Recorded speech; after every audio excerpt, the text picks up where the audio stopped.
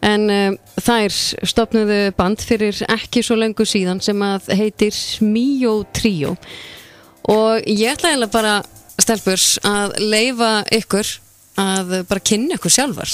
Já. Velkomnar. Ég heiti Gímarín. Ég heiti Gunnhildur. Og ég heiti Hrafnhildur. Já. Og þið eruð í skóla í Hveragerði og hafið allar aðeins verið að læra á hljóðfæri eða hvað? Já, ég er búin að vera á píanó í 10 ár. Og ég er búin að líka vera á píanó og söng náttúrulega í 8 ár.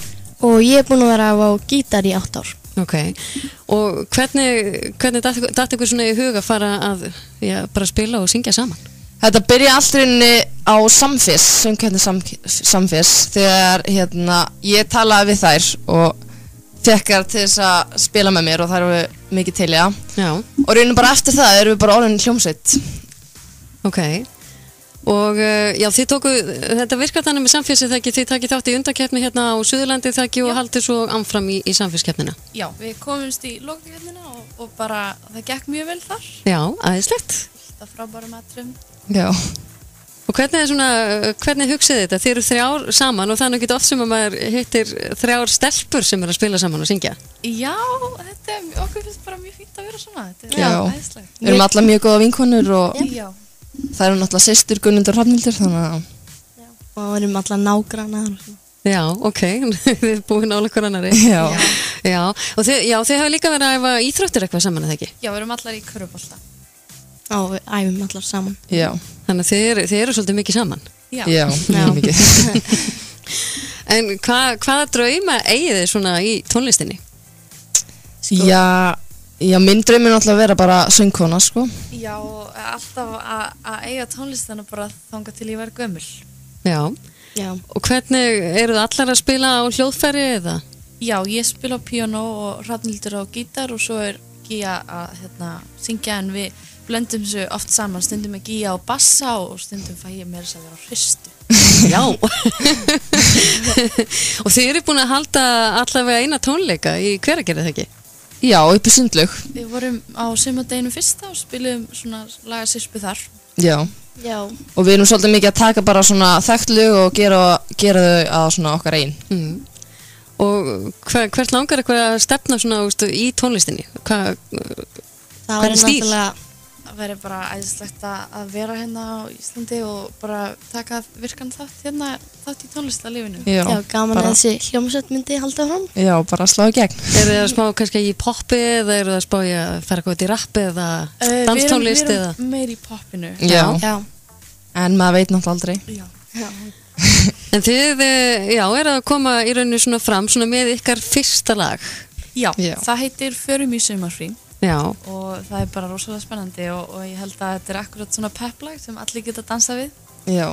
Sumarsmellir vonandi. Já, þetta er mjög skemmtilegt, ég er alveg að kynna það. En þið takið þetta mitt upp í Hveragerði og það er náttúrulega komið alveg flott upptökustúdíó. Já, þetta var tekið upp í Tónveri hjá honum Bassa Ólafssyni. Já, mjög flott stúdíó. Já, ótrúlega gaman að taka upp þar, sko. Og Hallgrímur Óskarsson samtilega á texta. Svo var þetta flutt til Bretlands í útsetningu, það var hann Will Taylor sem útsetti, mixeraði og masteraði. Ok, hvað kemur til að það er svona einhver erlendur aðili sem að sér að ég klára þetta alls saman? Já, það var sendt til hans og hann var alveg til í að taka þetta og gera þetta mjög flott. Hann gerði líka Hypnotized sem fór í Eurovision. Já, og það verið með svona nokkra íslenska lagahöfunda og Já. Okkur langaði að fá svolítið meira svona elektrofíling í lagið, þannig að það var bara, við höfum samband við hann og hann var bara til í þetta. Okay. Það er smæð stuð. Já, nákvæmlega.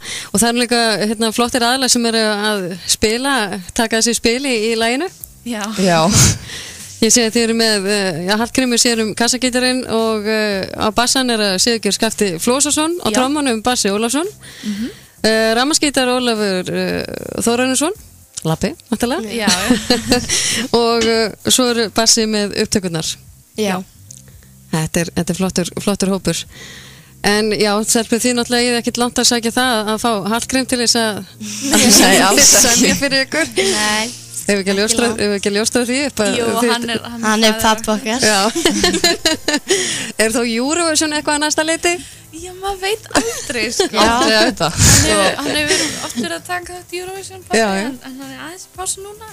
Maður veit aldrei hvað er að gerast á næstu árum. Nei, Við nákvæmlega. verðum bara að bíða þangað til að keppnin verði haldin í Ítalíu því að við elskum Ítalíu svo mikið, þannig við getum farið til Ítalíu.